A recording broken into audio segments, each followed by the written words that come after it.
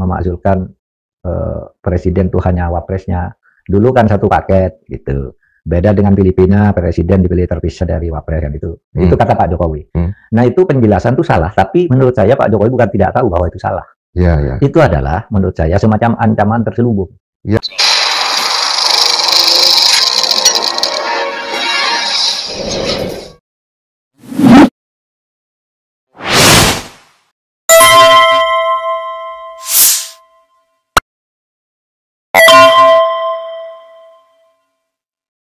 Assalamualaikum warahmatullahi wabarakatuh.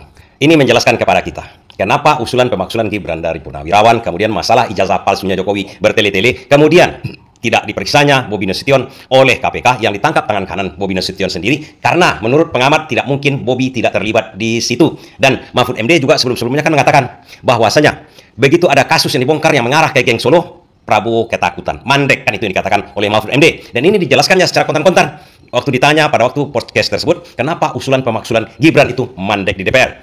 Dan Mahfud MD menyatakan, tak mungkin Jokowi tidak tahu bahwa bisa saja seorang presiden dimakzulkan, gantinya seperti dulu Soeharto dimakzulkan, gantinya Habibie kan wakil presiden.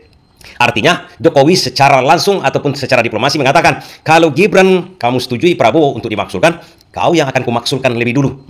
Itulah kira-kira ancaman yang dilontarkan oleh Jokowi secara elite, secara elegan. Itu disampaikan oleh Mahfud MD, karena Mahfud MD ditanya pada waktu podcast itu menyatakan, kenapa Puan belum menerima suratnya dengan alasan belum menerima surat, belum diolah oleh DPR, belum dipermasalahkan oleh DPR. Bahkan seorang partai Gerindra pun yang ada di DPR, siapa namanya, lupa saya, yang disebutkan oleh Mahfud MD, mengatakan juga belum diterima, belum membaca surat tersebut. Padahal menurut Mahfud MD, kalau seandainya berita sudah santer di publik, apalagi sudah dikeluarkan oleh Purnawirawan, akan menduduki sedang MPR. Seharusnya mereka bertanya, surat pengusulan kepada DPR kan kata Purnawirawan sudah diajukan ke DPR.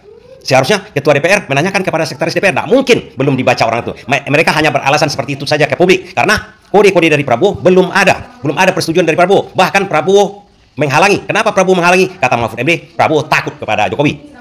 Sementara yang kita ketahui, Prabowo ini cuma beraninya sama Anies Baswedan. Dan kalau kita rujuk berikutnya, Anies Baswedan ini ditakuti oleh Jokowi. Jokowi cuma takutnya kepada Anies Baswedan. Kepada Prabowo ternyata Jokowi tidak takut. Berani dia mengancam seperti itu. Kalau anak aku dimakzulkan, kau yang kumakzulkan dulu. Pertanyaan kita, kenapa sih Prabowo takut? Bagi seorang prajurit, bagi seorang komandan, bagi seorang tentara, apa yang ditakutkannya? Mungkin saja kematian. Bisa jadi. Tapi kalau seorang presiden takut mati, ini kan tidak logis namanya. Dengan mengeluarkan, saya tidak takut mati, saya ingin berkorban untuk negara ini, saya tidak takut tidak punya jabatan. Sepertinya itu hanya omong-omong saja. Dalam politik sekarang ini bisa kita bagi cuma 3 komponen lagi. 3 komponen itu siapa? Prabowo, Jokowi, dan Anies Baswedan. Anies Baswedan di belakangnya adalah rakyat. Jokowi adalah geng Solo. Prabowo di situ ada PDIP, karena PDIP kan sudah bertekuk lutut kepada Prabowo. Kenapa saya katakan begitu? Tidak dibacanya dan dinarasikan oleh Puan Maharani bahwasanya belum menerima surat itu. Apa artinya? Dia takut Prabowo akan marah kalau dia membuat tindakan di DPR untuk pemakzulan Gibran, memproses pemakzulan Gibran. Sementara Prabowo tidak setuju. Puan Maharani, PDIP takut kepada Prabowo. Artinya tinggal 3 komponen lagi.